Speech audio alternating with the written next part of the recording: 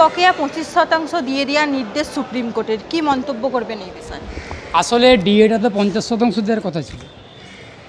আমাদের যারা ডিএর আন্দোলনকারীদের পক্ষে আইনজীবীরা আমরা ছিলাম, আমাদের বামপন্থী আইনজীবীরা ছিলেন, তারা 50% ডিএর কথা বলেছিলেন। কিন্তু রাজ্য সরকারে যারা আইনজীবীরা ছিলেন, বড় বড় কোটি কোটি টাকার ফিস দিয়ে যারা আইনজীবীরা ছিলেন, কপিল সিব্বল স্যার ছিলেন, অভিষেক মনু সিংঘভি স্যার ছিলেন সুপ্রিম কোর্টে, তারা সওয়াল করলেন যে যদি সুপ্রিম কোর্টে রায় অনুযায়ী যদি 50% ডিএ দেওয়া হয় তাহলে রাজ্য সরকারের কোমরটা ভেঙে যাবে।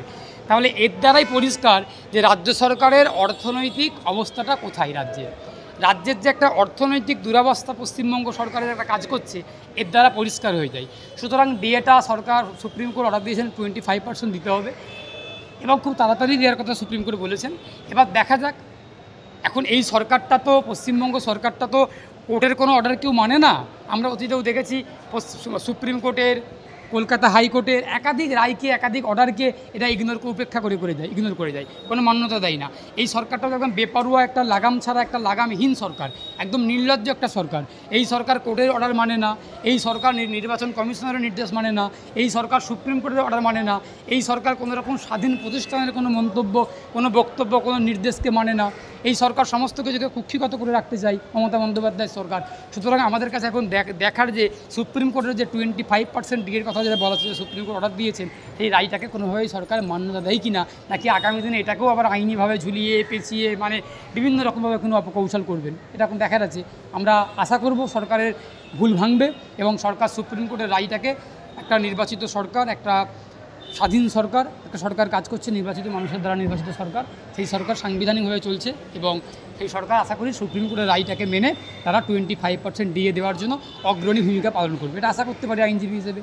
আশাটা তো আবার অনেক সময় নিরাশাও হয়ে যায়। এই আশা আমরা বারবারই করি, অতীতেও করেছি, কিন্তু কোনো রকমভাবে কোনো আশাই ফুলফিল করেনি এই সরকার। এই বললাম, সরকারটা বেপরোয়া, লাগামহীন সরকার, নির্লজ্জ সরকার। এই সরকার কোনো কিছু মানে না। দেখা যাক এবারটা কী হয়। আমরা দেখলাম যে সুপ্রিম কোর্ট রায় দেওয়ার 3 দিন পর মাননীয় মুখ্যমন্ত্রী মমতা বন্দ্যোপাধ্যায় তিনি মুখ খুলছেন এবং তাকে যখন প্রশ্ন করা হচ্ছে ডিএ নিয়ে, তিনি বলছেন যে আমি আইনের ব্যাপারে কিছু বলবো না, কোর্টের ব্যাপারে কিছু বলবো না, যা করব আইনত করব। তাহলে কি আবার তিনি রাস্তায় হাঁটবেন বলছেন? 3 দিন পর মুখ খুলেছেন। আসলে ওনার মুখ খোলার মতো যে একটা পরিস্থিতি ছিল না। লজ্জাতে তো মানুষ মুখ খুলতে পারে না। যাকে লজ্জা পায়, যে লজ্জায় লজ্জিত হয়, সে মুখ দেখাতে পারে না। মমতা বন্দ্যোপাধ্যায় লজ্জা পেয়েছেন। আসলে এতদিন পর যে লজ্জা পেয়েছেন, এটাও ভালো লাগলো যে ডিএ মামলার রায় সুপ্রিম কোর্ট দিয়েছেন, তার 3 দিন পর উনি মুখ খুললেন। এই যে 3 দিন পর মুখ খুললেন, তার মানে 3 দিন ধরে লজ্জাতে উনি মুখ দেখাতে পারছিলেন না প্রেসের কাছে। 3 দিন পর্যন্ত উনি ভাবছিলেন, পরিকল্পনা করছিলেন কি বলবো। আসলে 3 দিন পর ওনার লজ্জাটা একটু ভেঙেছে, সেই জন্য 3 দিন পর ডিএ মামলা নিয়ে উনি মুখ খুলেছেন। 3 দিন পর্যন্ত উনি লজ্জায় লজ্জিত ছিলেন। যাই হোক, দেরিতে হলেও যে উনি লজ্জা পেয়েছেন, অল্প হলেও লজ্জা পেয়েছেন বা লজ্জিত হয়েছেন, এটাও আমাদের কাছে খুব ভালো একটা জিনিস যে আমাদের মুখ্যমন্ত্রী মমতা বন্দ্যোপাধ্যায় আরজি করার পরে লজ্জা পাননি, আরজি কর ঘটনার পরে লজ্জা পাননি, চাকরি যাওয়ার পরে লজ্জা পাননি, কিন্তু আজকে একটু লজ্জা পেয়েছেন।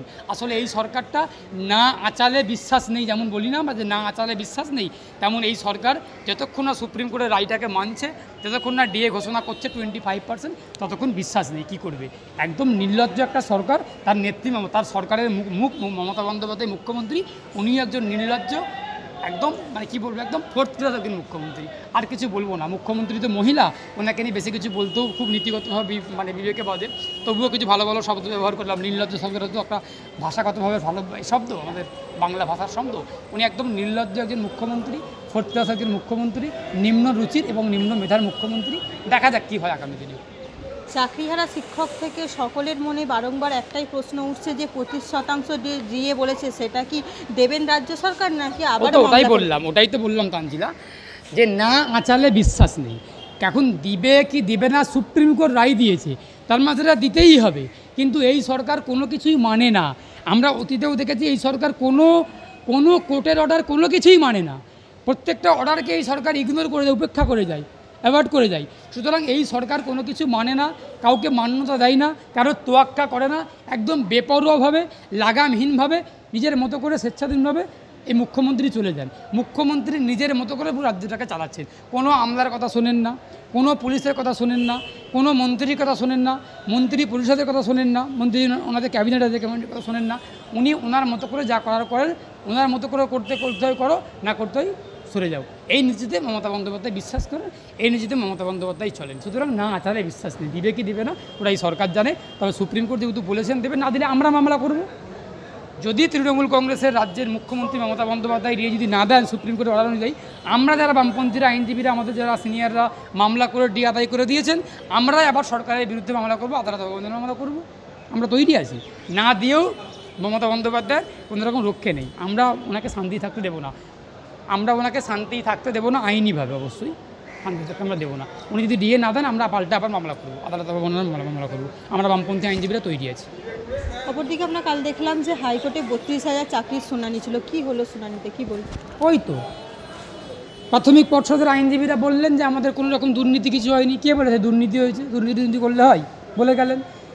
সরকারের শিখিয়ে দেওয়া বুলিগুলো প্রাথমিক পর্ষদ শিক্ষক পর্ষদকে বলল, প্রাথমিক পর্ষদ তাদের আইনজীবীদেরকে বলে দিল, আর তাদের আইনজীবীরা তাদের হয়ে সওয়াল করলো।